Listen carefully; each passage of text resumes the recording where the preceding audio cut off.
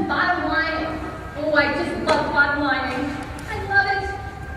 I'm sure that some of you may have a student or 3 or 12 or maybe 50% of your students that talk a lot. Maybe they like to tell you a story. Maybe you've asked a question expecting one word answer, maybe a sentence, but you get a litany, an encyclopedia of information. Anybody have that? You do! Oh, well, this is the skill for you, BottomLining. BottomLining basically cuts through all the bread to get to that little skinny piece of meat in there that they're hiding.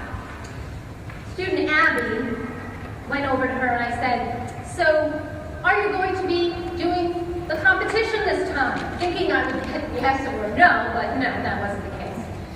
Instead, Abby said, well, I was thinking about doing it, but then I was thinking, I don't know, maybe not, because like, so I was talking to Sam, and Sam was telling me that it was really hard last time, your guys are so big, and I'm like, so scared. And I was like looking at them, and I'm going, I don't know if I can compete against that. So I was thinking, and this guy Bill was saying he was going to do it, and I know he's going to be in my weight class, so I don't know what I could do.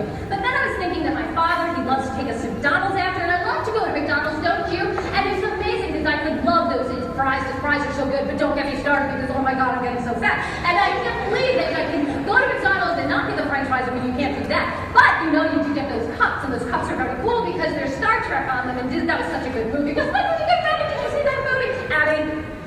Abby, what's the bottom line? What did you ask me? I asked you if you were going to be in the next competition. Bottom line. Well, I want to, but I'm scared. Okay, there's the meat. Okay, what do you want to do about that? Well, I feel like maybe I need practice and maybe some extra help. You think I can get some extra help? Yeah, I think we can arrange for that. You just cut through an hour worth of time. And when we don't bottom line, we wind up with sore feet, one less hour to do what we need to do. Bottom line, very, very helpful situation. The next one is challenging. And I love challenging. Challenging is one of those terrific skills that help us to stretch our people, okay? So, you know, we think about challenging, we say, I challenge you. That's not what I'm talking about here. We're talking about making sure that we're stretching our leaders to the utmost, right? So I was speaking with Michael, one of our leaders, and I said to him, all right, so what is your leadership goal? And he said, I am going to take on a tutor. As a tutoring job. I'm going to tutor one person and help them to become better at one of their martial arts skills. And I said, well, how about you tutor 5? I'm going to challenge you to tutor 5. And he said, 5? Well, I couldn't do 5. 5 won't work for me. I've got homework. I've got this. What's your counter challenge, Michael? He said, well, I think I could do 3. 3. Is that your commitment? That's my commitment. I can do 3.